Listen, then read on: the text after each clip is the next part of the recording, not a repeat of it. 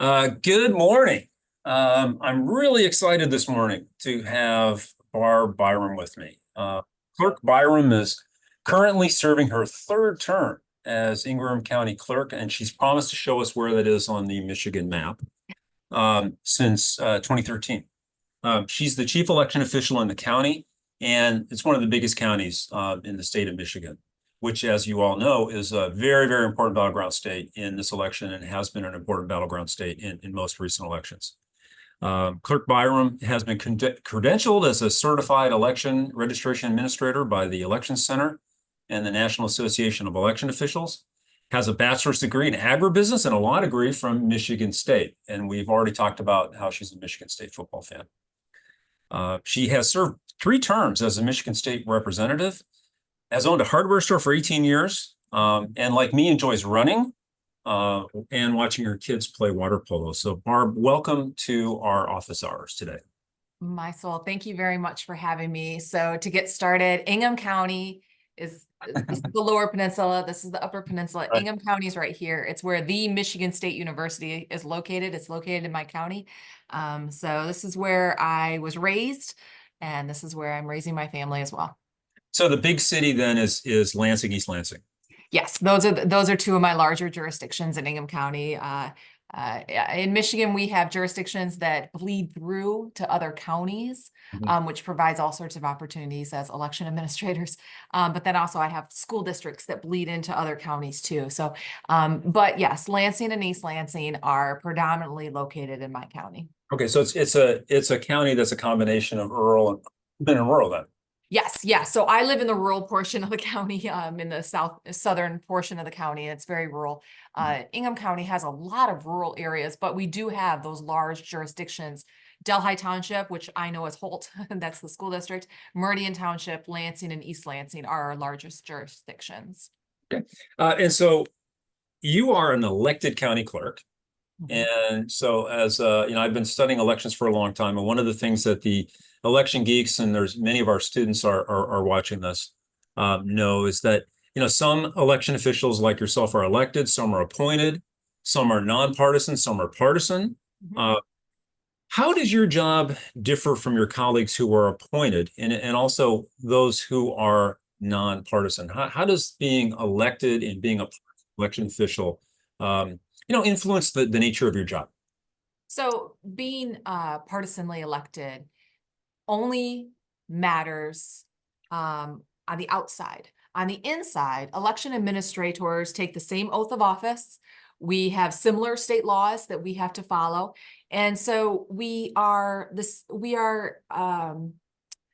operate similarly. We have ethics. And so in the office, I operate as nonpartisan. I work with candidates that are running for many offices, Democrats, Republicans, and independents, and nonpartisan. And I treat them all the same because that is what is expected, is to uphold the law evenly. On the outside, I'm a Democrat. I was raised in a Democratic family, and to my core, I believe that people are partisan. And I think for Michigan, county clerks are partisanly elected, township clerks are partisanly elected, and some city clerks are appointed, but some are also elected. So I think for Michigan, it works quite well. I'm a Democrat, so if I am assisting a voter, there will be a Republican with me. And together we will assist the voter. And that allows for balance to offset my Democraticness, right? And I think it works quite well for Michigan. And I think it would work well in other states as equally. Great. So we're going to just launch right into the election. So you're right in the middle of it right now. What are you doing right now? What steps are you taking to try to make sure that voters have as much confidence as possible that when they're going in to vote or they're sending their ballot in by mail in your county, that their ballots are going to be counted as cast? Yeah. So we are 42 days out as of today from election day. And I think it's important to be accessible. As an elected official, that's part of the job, is being accessible and being willing to talk to people about their concerns and help them see the process and how I know our process is safe and secure, and I know the ballots will be counted properly. There are checks all along the way. There have been checks for months before we are here today. There will be public accuracy checks in the coming weeks for local clerks, city and township clerks. I have 21 city and township clerks in Ingham County. They are predominantly Republicans.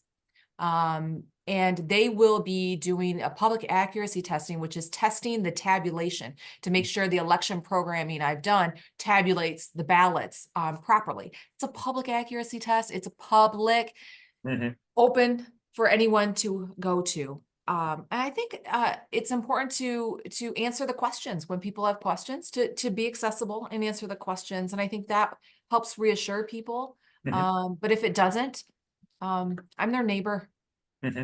I buy my milk at Meijer's just like they do.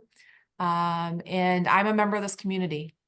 And I think it is important for people to ask the questions and feel comfortable asking the questions. And I think it's my responsibility to be as accessible as possible.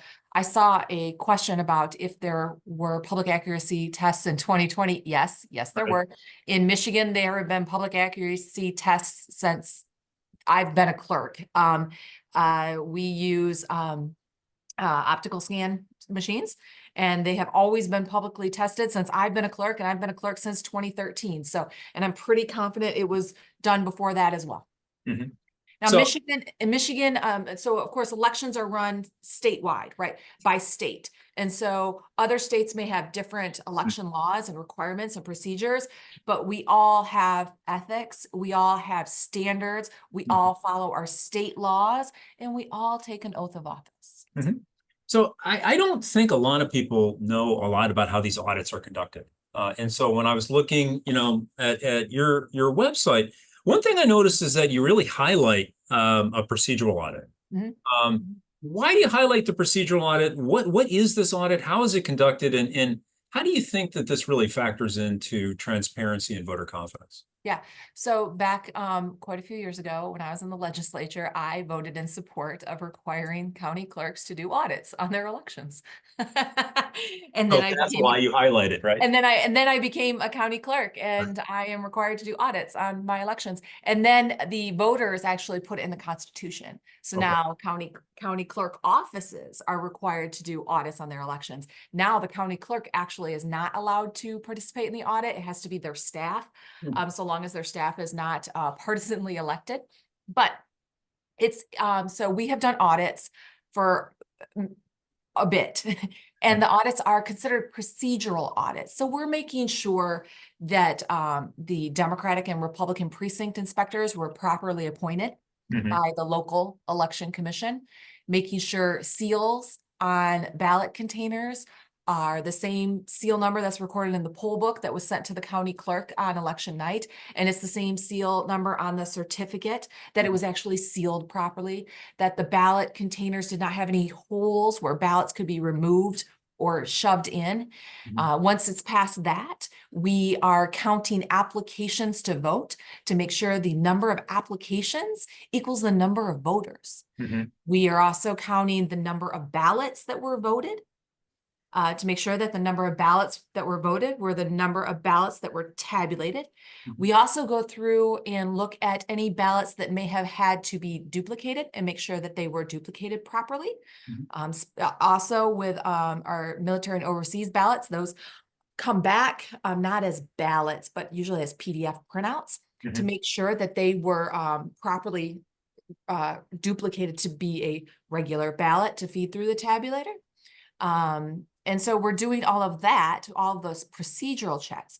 But then also the Secretary of State's office will choose a candidate, and then sometimes a proposal as well, and have a hand tally of all of those ballots to make sure the results are the same.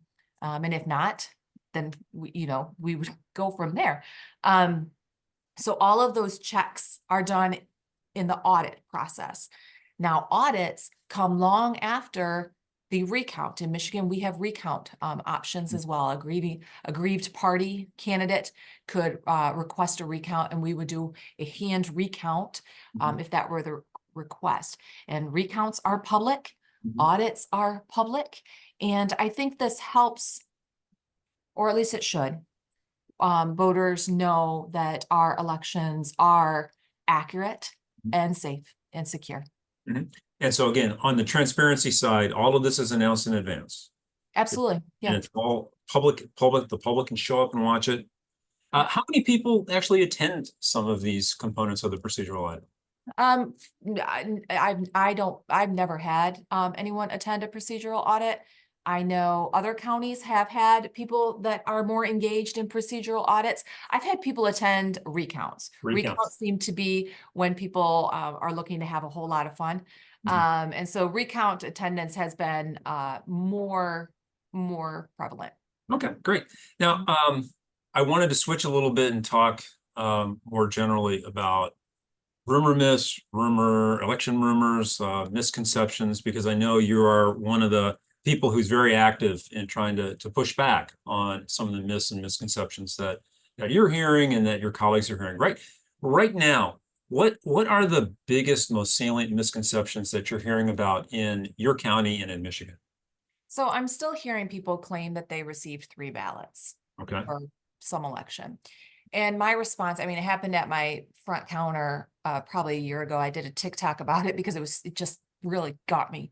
Mhm. Because he didn't receive 3 ballots.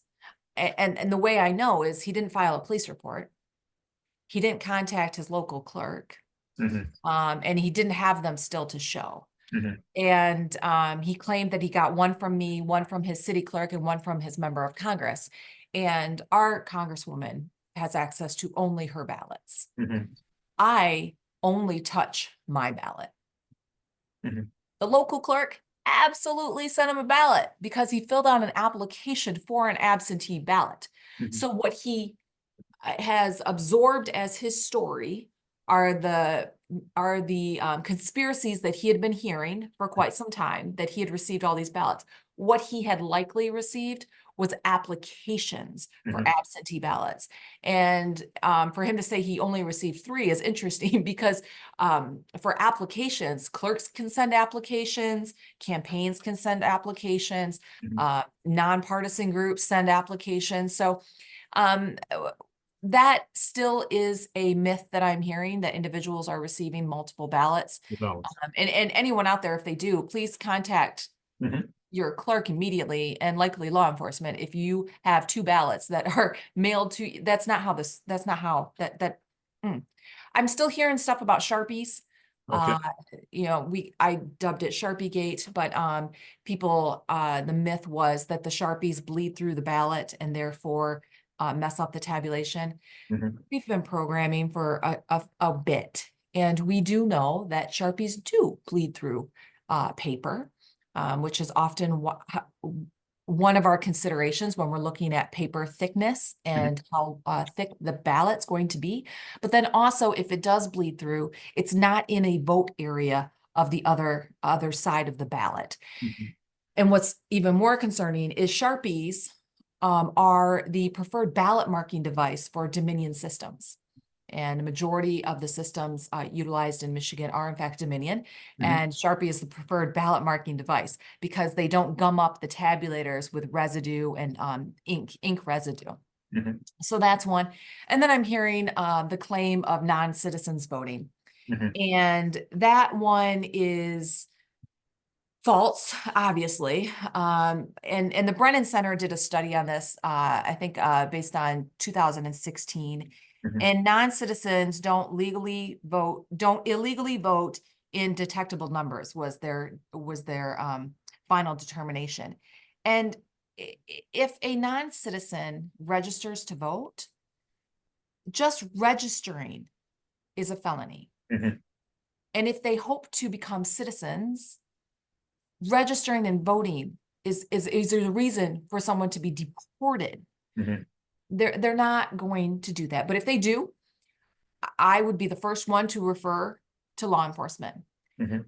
But this claim, what it does is it actually is disenfranchising people and making people worry about what could happen. They're a citizen, but oh my soul, what could happen if I vote? And, you know, and that is disenfranchising voters, and that is not okay.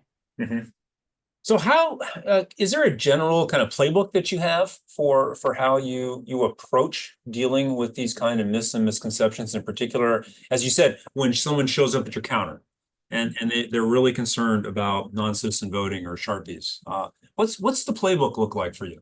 It usually depends upon how much coffee or Diet Pepsi I have in my system, and if, you know, what I have going on throughout the day. Sometimes I engage, sometimes I quickly set them straight. Sometimes I do a Twitter thread, because that's very therapeutic for me. Candidly, the Twitter threads have been very therapeutic. Sometimes I do a quick TikTok, but I often am answering text messages, direct messages on all of the social media channels of people that have questions, because they heard this. Well, great, ask me. I may not be from your state, but there are people just like me in all of the states. And I think it's important that people know to go to trusted sources and not people that are pushing mis and disinformation. So your trusted source is your Secretary of State or your local clerk, your local or county clerk. Their website is the trusted source, and information coming from them is the trusted source.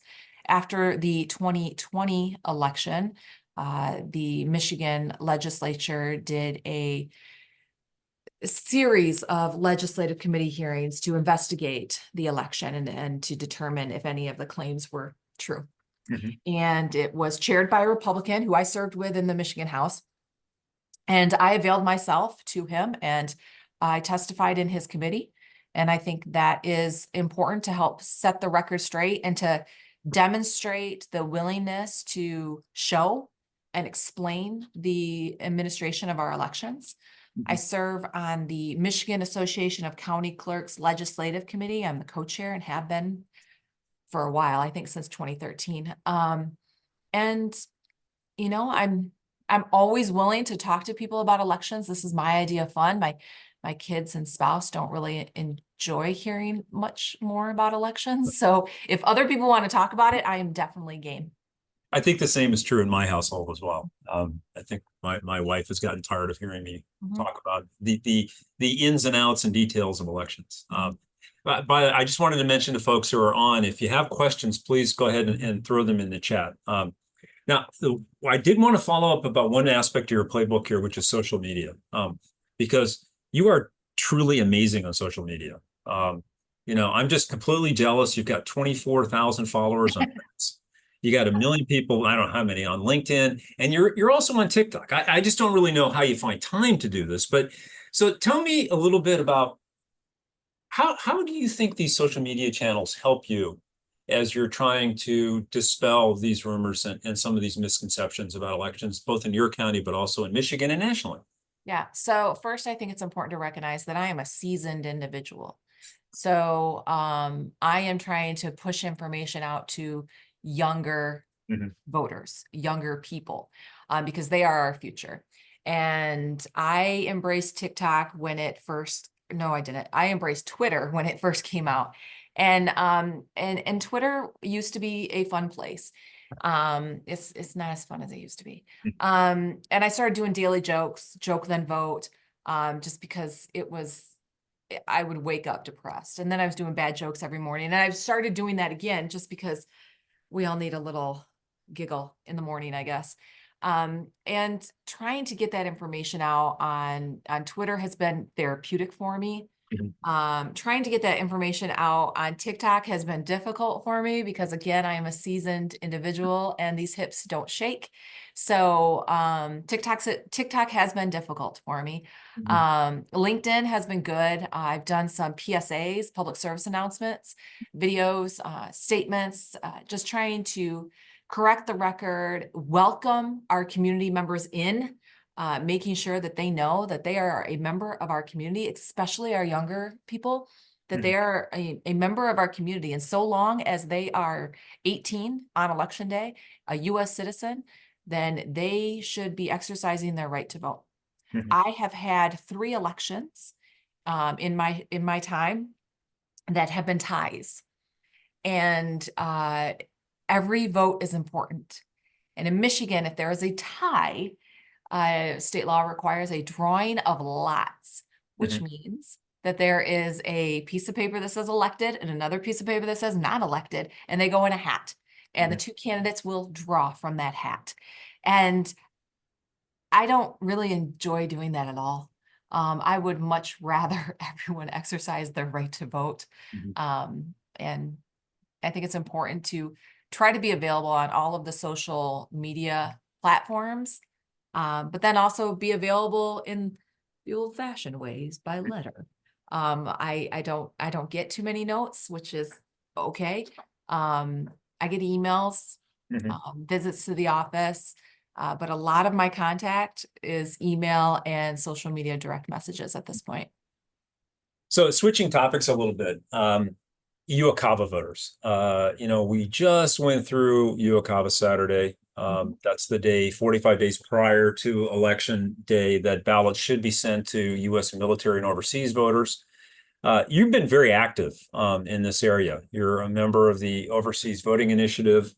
That's a collaboration between the Council of State Governments and the U.S. Department of Defense's Federal Voting Assistance Program. So why are you so heavily involved in these UOCAVA voting activities, and what can you tell us about what work you're doing with this group? Yeah, so the way I got involved is just through my national accreditation and my continued learning. I've made friends with my colleagues all around the country, and this opportunity to serve was presented to me, and I jumped at the opportunity. So UOCAVA voters are military and overseas voters that are not in the United States right now. And in Ingham County, we have 700. We have about 200, less than 200 per. My larger jurisdictions have less than 200. So my clerks know their military and overseas voters. They vote. My clerks know their community. So they expect these voters. They know where they're at. They typically know them by name, and certainly by email address. And it is important that we recognize that these are U.S. citizens that are absolutely permitted the opportunity to exercise their right to vote. Now, in Michigan, states do it differently, but in Michigan, a military and overseas voter may request a ballot to be emailed to them. That's a PDF. But in Michigan, our law requires the paper ballot with the signatures that are matched to be mailed back to that local clerk within 6 days now of the closing of the polls. Used to be by 8 p.m. on the when polls close, but it is now 6 days after. Now, I mentioned signature match. So there is a matching of signatures for those military and overseas voters. And the clerks know these voters. They know where they once lived in the community. And I took issue with the former president disparaging military and overseas voters and putting doubt in their ability to exercise their right to vote, and then making a claim that this is how fraud is going to happen with our elections, because these are people that are serving our country in many cases, and how dare he? Yeah, let me just specifically what the former president said on X was, just to quote this particular passage. They're going to use UOCAVA to get ballots, a program that emails ballots overseas without any citizenship check or verification of identity whatsoever. So I think you've already just told us that that's not true. But can you elaborate a little bit on that? So, for example, how does a clerk like yourself or the municipal election official. How do you get the signature in the first place that you can verify against for a UOCAVA voter, military personnel is overseas? It's on the ballot when it returns. It's on the back envelope or the secrecy envelope when the ballot is returned to the local clerk. Keep in mind that the voter registration that they did long before has the same questions as a voter registration that would be accepted at the local level. And the same requirements are there. They're asking for the social security, last four of their social security. They're asking for a driver's license or Michigan ID or something along those lines. They're asking for full legal name, address. What was the address before you left? What was your last address? And they're asking all of these questions. And if they have more questions, the local clerk will contact that voter. And then the signatures are matched from previous votes or driver's license, Michigan ID, or application for when they once were here. But there are many ways that clerks make sure that these military and overseas voters are, in fact, Michigan voters and are properly exercising the right to vote. So there's already a signature on file somewhere. They have already registered to vote, or they have a driver's license, or there's some other signature that's already on file. The ballot comes back, it's signed on the back, and that signature is the signature that verifies the identity of that voter. Yeah. So when this tweet came out from the former president, I noticed that you were pretty active in your response to it. How effective do you think that responding to this kind of misinformation and misconceptions is? Direct confrontation?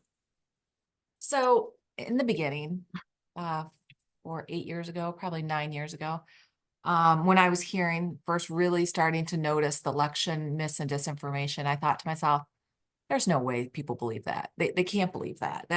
That's ludicrous. And then it became very apparent that no, people really do believe that because critical thinking skills are not always available for people. And a conspiracy will travel around the world before I even take a sip of my coffee. And it seems to be a never-ending battle. So the approach I have taken is choosing my battles. And sometimes I'm well caffeinated and it's hard not to choose them all. But I think sometimes it's important to call people out. Actually, I think it's always important to call people out when they are wrong, especially when they are intentionally wrong. And one thing I've noticed is the majority of the clerks in the great state of Michigan are Republicans. And they are being attacked by their own grassroots supporters. And they're being told that the election has been rigged. And those clerks sometimes are hesitant to push back because they will then be considered an enemy. And it is past time for all of our leaders to push back on the mis and disinformation and call it out for what it is and hold people accountable. Because with this mis and disinformation, people are getting emotionally angry. And that leads to other completely inappropriate actions. And I have to push back. At this point, I have to push back for my own sanity, but also to help other clerks before me and the people that come along after me, to make sure that this continues to be a respected profession. I want to answer this one question. Somebody asked, what is UOCAVA? It's the military and overseas voters. So the acronym, I can never remember the acronym. I could Google it, but then I'll get distracted. So it's the military and overseas voters. So military spouse, as well as people living overseas. Right. And they have special voting rights under the UOCAVA Act, which I think was passed in the 1970s, and also the more recent MOVE Act as well. Are you worried about election day at all? I mean, are you worried, for example, that the misconceptions the emotions that are being generated right now, especially since you're in a battleground state and everybody's going to be watching what's going on in Michigan. Are you worried about election day, or do you have specific things that you're concerned about that you might happen on election day that you're trying to plan for? I have always wanted to experience a boring election. And I have never experienced a boring election, and I don't think this year I will experience a boring election. So clerks, we are prepared. We don't fret, but we prepare. So I have adopted additional security procedures, and I've also purchased cots, because 4 years ago I was here for 3 days straight.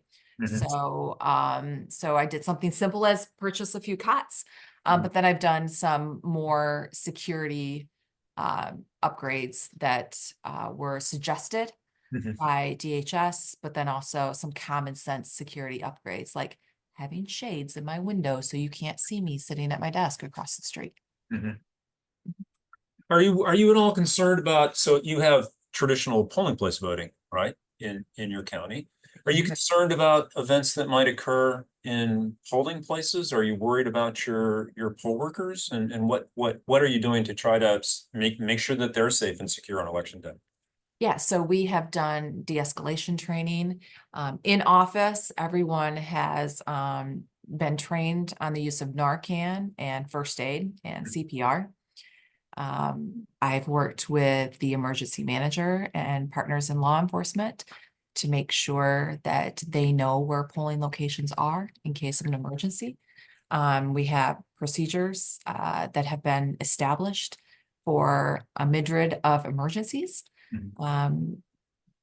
But I've yet to see a boring election. So in Michigan, we have had tornadoes touch down every single election day that we've had this year. And I am reminding people of Michigan's weather. So, I mean, just for weather, I'm encouraging people to exercise their right to vote via absentee ballot or early voting. Early voting is new in Michigan. It was a ballot initiative passed by the voters.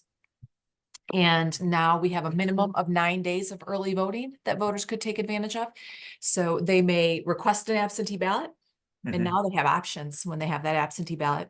They can place it in a secure drop box. They can take it to their local clerk's office during business hours. They can feed it through the tabulator during early voting at their early vote site. Or they can feed it through the tabulator on election day at their polling location. So now there are options. I am encouraging people to make a plan. I prefer the early plan, but my plan is no better than the young college student who has the plan to get in line at 7:59 p.m. on election day. They're both legal ways to exercise one's right to vote. And I support both. I prefer early, but I support both. I think the make a plan idea is wonderful advice, and I encourage everyone to do that. Have a bunch of questions here for you. Here's one that I think kind of follows up with what we've been talking about. When someone's under the spell, I like the phrase spell of misinformation. Do you think that when they believe you when you tell the truth? How do you know if they believe you when you tell the truth? And then what if telling them the truth doesn't seem to work? What do you do then? I don't think they believe me. The gentleman that came into my office and said he got 3 ballots, I don't think he believed me. But you know who did believe me? The 6 people who were in the lobby that heard me talking to him. Because they saw the passion, they saw the certainty in my face and in my voice. And I think if nothing else, maybe it gave him pause before he spreads it again. I was at a American Legion talking to a bunch of bikers out on the park bench. And they too, one of them told me that they got all these ballots. I'm like, you didn't. Just stop it. You didn't. He's like, no, I did. I was like, you didn't. Because, and I went through basically the same thing. Like, those were applications. Oh yeah, maybe there were applications. I'm like, yeah, there were applications. So come on. And next time you have a question, would you ask me before you start talking about elections with all your buddies when you don't know? You don't know. Usually I don't think it changes their mind, but I think it may for the people who overhear it. And I think it also will give them pause from Mhm. spreading it. Well, that actually then goes back to the social media conversation too, because obviously by responding, right, when you see these kinds of myths and misconceptions on social media, it's not maybe the direct effect that it has on the person who you're responding to. Mhm. It's the viral nature, especially when you've got 24,000 plus followers on X, right? Yeah.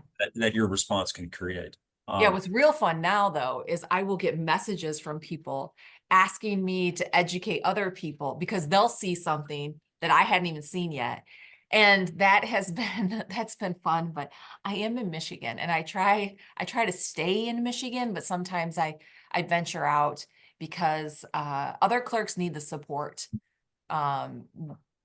Not all clerks are as um outspoken Mhm. as I may be, and sometimes it's easier for a Democrat to push back than it could be a Republican. Mhm. Yeah, it's actually interesting in the sense that some of the other election officials we've talked to recently have said the same thing, right? It really is remarkable to me. I've been working in this area for a couple of decades, just how tight the network is Mhm, of election officials and how much you lean on each other mhm. for support in these kind of times. And they had commented on how important these networks are for you in these difficult times. Really, that is very true. I know Neil Kelly was one of your Right. uh, one of the individuals you spoke to, and he was helpful when we were looking at different computer election systems. And now I am answering questions that I asked him Uh-huh. for another colleague in a different state. And it's good to learn from each other. It's good to learn best practices from each other. Colorado, for example, mails ballots. Eh, they have a they have a system, Mhm. and Michigan is now developing a permanent absentee ballot list where a ballot is mailed for every election now, Mhm. so long as the voter had requested that. So it's nice to be able to lean on each other for best practices and experiences with vendors or with different policies. Mhm. And it's been, I think, very helpful, especially now that so many of us are being harassed and threatened. Mhm. So we're rapidly running out of time. And I got one more question. Okay. I am going to be teaching a class starting next week on elections and election administration. A number of the students are actually participating. We're on the quarter system, so we don't start luckily until next week. But a number Oh, of the wow. Okay. they're all going to have to do a research project this fall. Do you have any ideas? Are there things like that are going on in your county or in Michigan or anywhere that you think might be an interesting research project for students, or even there's some PhD students who are on the call as well? So What would off, help you in particular? off the top of my head, it'd be awesome to see someone who does research on attacks and attacks made on clerks, Mm-hmm. election administrators, and if they're related to gender. Okay. Look at pay Mm-hmm. and how clerks are paid in relation to other countywide electeds or other Mm-hmm. comparable positions, and see if that is based on job, Mm-hmm. importance of job, or gender. Mm-hmm. You could certainly look at, it would be really good to see a study on why our younger voters aren't turning out. Mm-hmm. And I think it's going to be because they don't know what to expect, Mm-hmm. because they're not familiar with dealing with the government. Mm-hmm. What I have found is when we are registering newer voters at the Michigan State University, Mm-hmm. we are giving them information on what to expect. Okay, you're going to get a voter card in the mail. Okay, you went online, you requested an absentee ballot mailed to you. You have to check your mailbox Mm-hmm. because the ballot will show up in your mailbox. You have to vote, and just it's a different way to communicate with voters Mm-hmm. so that they know what to expect. Because back when I was younger, my mom took me to the polls.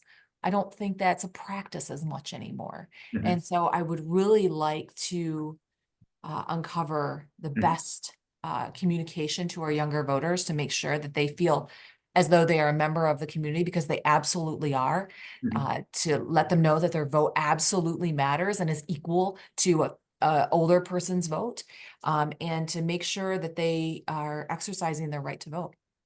Gosh, 3 great research projects. So I wrote those down. On Tuesday, I'm gonna tell the students, those who aren't here, those are 3 great ideas. Yeah. We were pretty much out of time. Is there something that we haven't covered that you wanted to mention or talk about today? Well, we have 42 days until the election. So if you are a US citizen and you are 18 or older, please reach out to your local administrative or local election official and exercise your right to vote. Make a plan to vote, knowing, depending upon where you are, the weather might stink. Just exercise your right to vote. And if ever I may be of any assistance to your students currently, your future students, the best way to get a hold of me currently is on Twitter. I'm Barb Byrum. And then my email is clerkbyrum, CLERKBYRUM @gmail.com. I can talk about elections all day, all night, and would welcome any contact. Well, thank you so much. Thanks for your time. This has been wonderful. Good luck in the next 42 days. And definitely stay in touch, and we'll be in touch with you about some of these ideas about doing some research projects. Awesome. Thank you so much for your time. All right, thanks, Barb.